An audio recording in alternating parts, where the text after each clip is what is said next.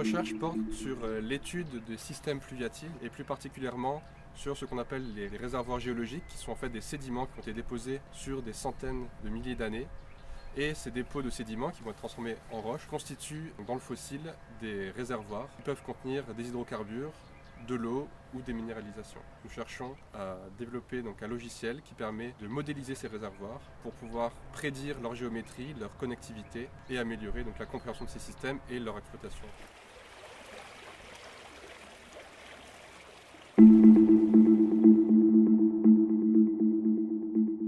Flumi a commencé il y a une dizaine d'années avec une thèse qui a été soutenue par Simon Lopez. Une fois que la thèse a été soutenue, on a très vite compris que les industriels étaient intéressés par ce modèle et on a monté un consortium.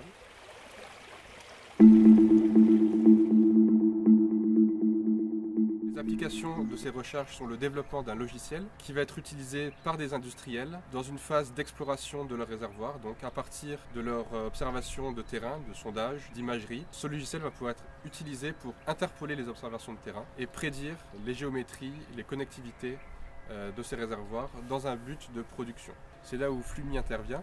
À partir de la mise en équation de processus naturels, de migration des rivières, on va pouvoir intégrer la connaissance naturaliste et empirique qu'on a de ces rivières, les mettre en équation et permettre de produire un logiciel qui est capable de prédire de manière relativement précise la géométrie des réservoirs.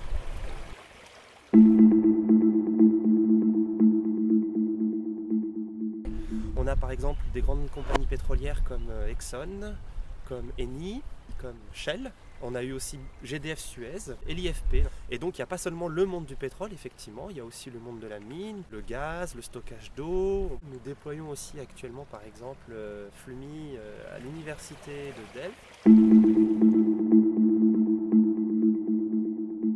Le logiciel Flumi a atteint un stade relativement mature. À l'heure actuelle, les développements que nous envisageons sont de trois ordres. Le premier est l'amélioration des processus physiques, donc la compréhension des systèmes naturels dans le domaine. Le deuxième point est le conditionnement, donc on cherche toujours à honorer les données de terrain qui sont acquises par les industriels.